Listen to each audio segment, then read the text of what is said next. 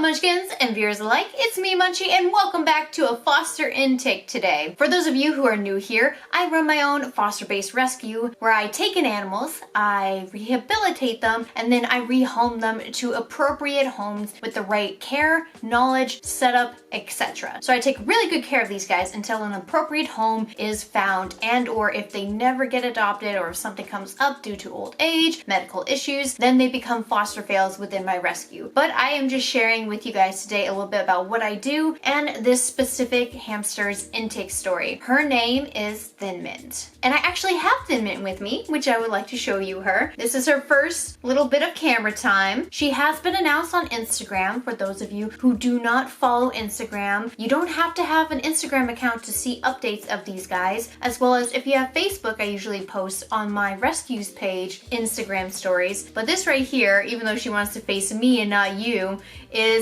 Thin Mint. Now her name might seem a little weird. You guys might be wondering, well, why is it Thin Mint? Well, she does look like a Thin Mint. For those of you who like the Girl Scout cookies, Thin Mints. Her coloration is gorgeous. She actually, when we first got her, was a little bit darker than this, so she is actually lightened up quite a bit. Hi, sweetheart. Yeah, look at you. I want you facing the camera though. She probably doesn't want to face the camera because that's where the light source is. And so these guys, they don't really like the light too much. They are not great with their eyesight. So of course, she probably doesn't really want that light in her face. Otherwise, she might have to get used to it just because they are not naturally out during this time. Yes, they can come out. Hamsters can come out during this time to get food, water, go to the bathroom in their little potty corner, etc., etc. Maybe get a sand bath going. But for her, she is a special case. She actually came from Oregon, and due to wonderful people, we were able to get her up into my care, and she is slowly putting on weight. Another reason why her name is Thin Mint is because she is a neglected thin hamster. And today, we are sharing her story. Look at this girl. Please don't jump. Ah! I caught her. I caught her. Syrians, for whatever reason, whether it be up high, down low, that eyesight is gonna get them in trouble. But I have seen Syrians fall from quite a height, but at the same time, it's always a landing that you just gotta be fearful of because you don't know if they're gonna hit their heads, if they're going to topple over, because hamsters are known to, even though they go down with their weight and they start to flip. And they're not like cats. They do not land on their feet like that. So an injury like that can be severe. However, if you're watching their body and the way they land, if they happen to land on the ground from that height, carpeting is the best bet that hopefully they will land it, but they will just take a bit of a tumble. I can do these things. I'm totally a sugar glider. I can glide to the ground. No, you can't, sweetie. No, you can't. She is hyper despite where she came from. And where she came from was not a good situation. We have pictures because we don't physically have the enclosure here, but let me just share with you all the horrible things that you're about to see. Warning, this is going to be an emotional video, and I'm doing that because sometimes people get very sensitive to these things, so I don't want to make anybody really upset by what they see. However, this is reality. This is life. You might not want to believe it, but you got to believe it that there are people out here in this world that don't know how to take care of animals, and or they have something going on with them, whether it be a mental disability or if they're having some sort of abuse in their, relationship, in their household, to the point where they just can't physically take care of an animal because they're worrying about themselves. I mean, it is unfortunate how some animals find themselves in these very unfortunate situations. So we're glad that we got her, and we're just gonna go put her away now because you just want to explore, and you're so musky because females, they go into heat every 4 to 6 days. Female Syrian hamsters are always going to smell musky, and they might not smell appealing, but older gals won't really exhibit that type of smell, especially when they become seniors or too old to be having kids. Yeah, hi sweetie, you're going down. I'll just put you away, okay? There you go. But the more you guys learn about hamsters, the more you tend to appreciate them and you learn their behaviors. And this is why I'm still here on YouTube. I'm still trying to educate those people who just wander upon my channel and be like, oh, hamster lady.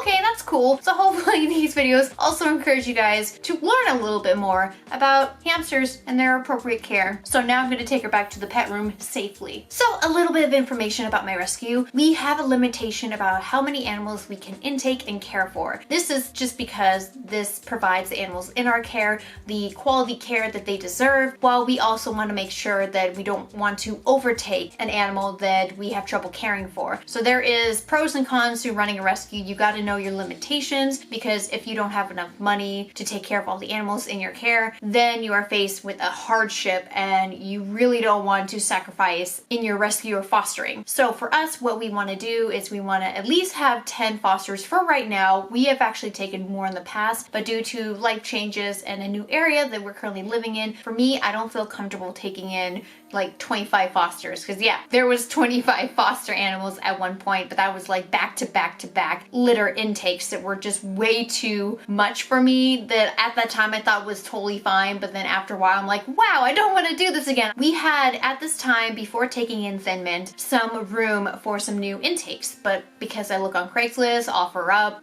Facebook Market for these hamsters, gerbils, and mice that need a place to go ASAP, or just may look neglected and I really want to step in, there was none in my area. So we have a volunteer, a wonderful volunteer in Oregon, around the Portland, Oregon, Eugene area, and this person is just the sweetest person ever. I am so happy. She actually did adopt Spitfire from us, so she has just been a blessing in disguise, and I couldn't be more thankful for her help. So our volunteer has stated in the past that, hey, if there's any hamsters in this area that I am currently in that you would like to help, I can step in and help too. So she would house the animal and then transport up to one of our other transport partners. They could take it back up to Washington and into our care. So we have multiple people helping out all at once in this area. So for her, I sent her a few Craigslist ads, a lot of free to good home hamsters in her area, as well as some hamsters that didn't seem like they're in the greatest care, and maybe she can contact, check out, see, get a feel for the ad, see what's going on. And so she actually got a response from Thin Mint's ad, and Thin Mint's ad was very basic. It was no photos, it was just free hamster to good home, here you go, pretty much. And so she inquired more, but she didn't know, and we did not know, what we were getting into when I sent her this ad saying, hey, is this a hamster you could possibly intake? And she didn't know before getting there that it was so bad. Our volunteer went down, and unfortunately this home, she believes, might have been partially a hoarder's home, but she also thinks that there's a possibility that there was mentally something not okay with this person, which unfortunately, if we are going through an issue and or if we do have like a disability, it's very hard when things get to a bad point in their life, the person's life, and that kind of reflects their animal's life. So we're not talking negatively about this person. However, I know there's going to be a lot of angry responses, as well as I'm angry and my volunteer is angry too, and we're just saying, what the freaking heck? When she arrived, she saw a cage, and I forgot what cage brand this is. I'll post it on the screen, but she saw a cage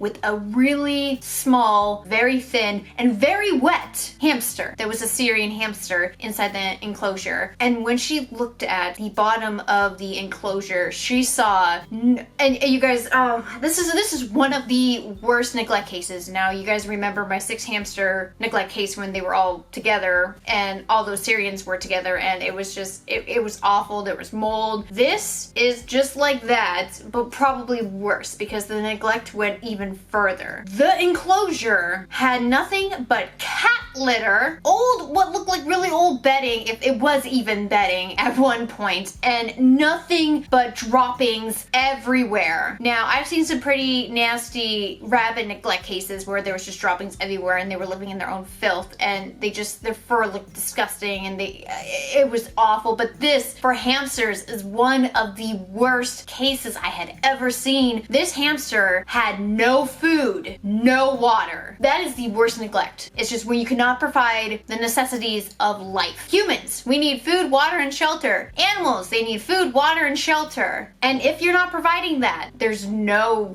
turning around, making this a happy situation. This is bad. What you're seeing is bad. You see her, thin mint, skin and bones, and she's wet for some reason. So when our volunteer got the hamster, she believes the guy put water on her. Like, whether it be like splashing water on her or her just getting dunked in the sink. I just don't know what happened, but she was wet. At first, we thought it was wet, then it turned into maybe she was just very greasy. I personally, from looking at the photos, because I was not there, looked like it might have been him trying to give her a bath, because apparently the house smelled horrid, as well as the living conditions for her. Probably the guy was embarrassed, and so he probably wanted to give her a little bath, which you do not bathe hamsters. Sand is great, and thankfully our volunteer did provide sand when she got the hamster, but unfortunately that hamster's coat was disgusting. Apparently, to a lot of fans who I posted about, hey, incoming foster, a lot of people said, wait, are you intaking rats now? Because she looked like a rat. She was very long and thin,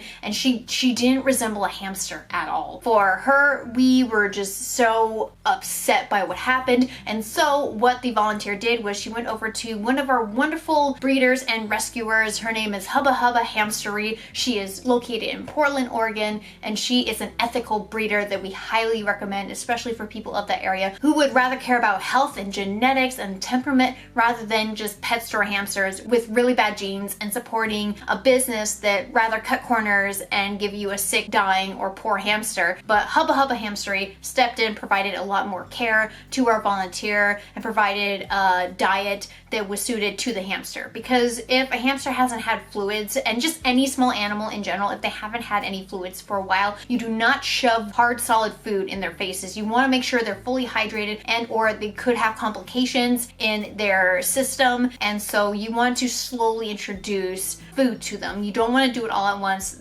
Same for dogs and cats. You do not want to just, if you see a very skinny emaciated dog, you want to make sure they're hydrated first before feeding them. So feed them small amounts, and or feed them wet food. Wet food is great because it already has moisture inside, and so that's what we did. We actually concocted up wet food, and this is a really great formula for pups as well as for any underweight hamsters that need to be putting on more weight, or old seniors as well, just because sometimes they cannot eat or chew. And this is also really good for hamsters that have teeth problems, that they can't really chew hard food. But this is a great alternative to get her on the right path, because we just don't know how long she was without food or water for. And with her condition, we were just so terrified that she wasn't going to make it. Our volunteer was terrified, literally told us she didn't believe she was going to make it, but she was so amazed by how much energy she had, how much she bounced back from it. And so we didn't get her right away. It was probably maybe 3 or 4 days before she got transported up into our care, but we are so thankful because the amazing people at Cuddles and Scales Rescue, they actually offered to transport her up to us all the way. And so I was able to pick Thin Mint up, and she did not look like the photos that we saw. Her coat was not greasy or not wet anymore. It was very light in color. She was still thin, but she wasn't as thin as the photos that we saw, possibly because all of her fur was just kind of like squished down, and so it made her look a little bit thinner than what she looks like now, because her coat is just, oh, as you saw, so gorgeous now. And so we took her in, we got her the care she needed. She got her own Preview 528 cage. We did give her a wheel. We gave her climbing toys, because as soon as we put her in there, she just climbed to the top. And so we're like, okay, don't hurt yourself. We'll get you some climbing toys. We'll put some more stuff in. I wanted to take it slow with her, but she just zoomed right away. But her story is absolutely sad, and I wish to share with you guys her story, not to just be like, oh, that's another negative thing that Munchie is talking about. No, my rescue is about education and about enriching animals and hopefully getting better welfare for them and understanding their needs. I am here doing the rescuing because not many people actually do what I do. I want to share, even though you guys won't physically possibly ever do this, I'm doing this. I want to share. And again,